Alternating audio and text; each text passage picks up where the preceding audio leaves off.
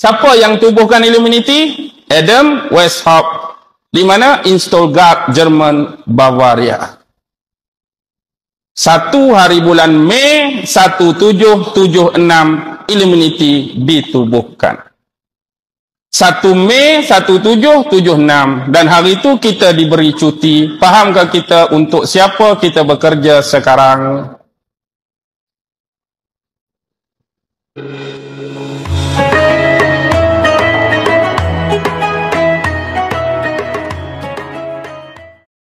Dan begitu juga Illuminati ditubuhkan pada siapa yang tubuhkan Illuminati? Adam Weishaupt. Di mana? Stuttgart, Jerman, Bavaria.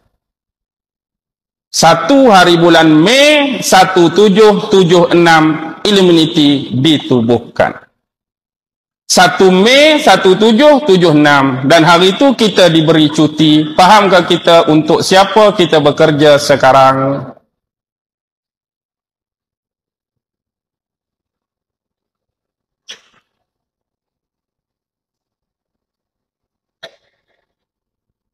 Tapi tak apalah, cuti kan? Cuti lah, cuti.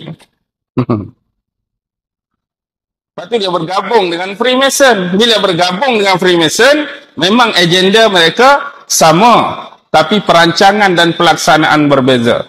Akibatnya penggabungan ini melahirkan apa yang dikatakan sebagai 8F. Tahu 8F itu apa?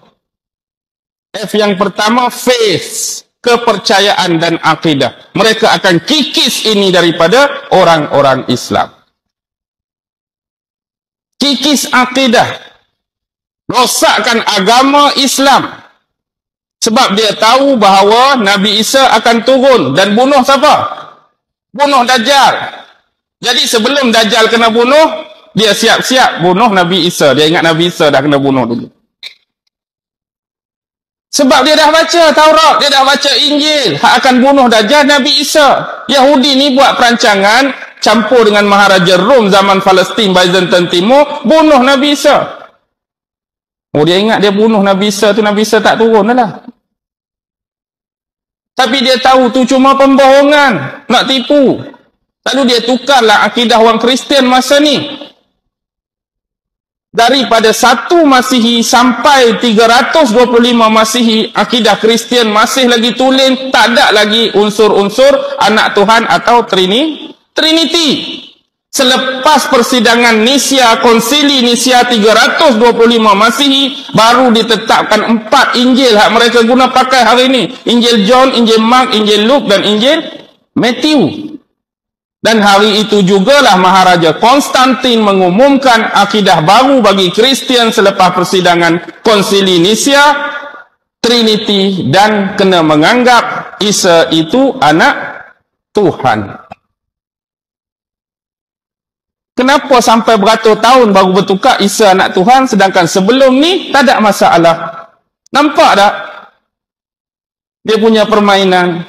Jadi hari ini orang-orang Kristian tertipu dengan akidah ini.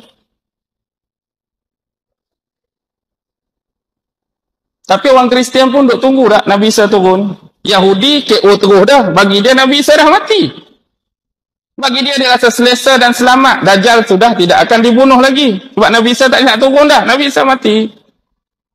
Tapi kita dua agama besar Samawi, Kristian dan Islam duk tunggu. Yang jadi beza tang mana? Yang jadi beza bagi kita, waktu orang nak bunuh Nabi Isa dulu, pandangan Islam, Nabi Isa diangkat Allah. Nanti akan turun. Orang Kristian yang disalib tu dah memang Nabi Isa.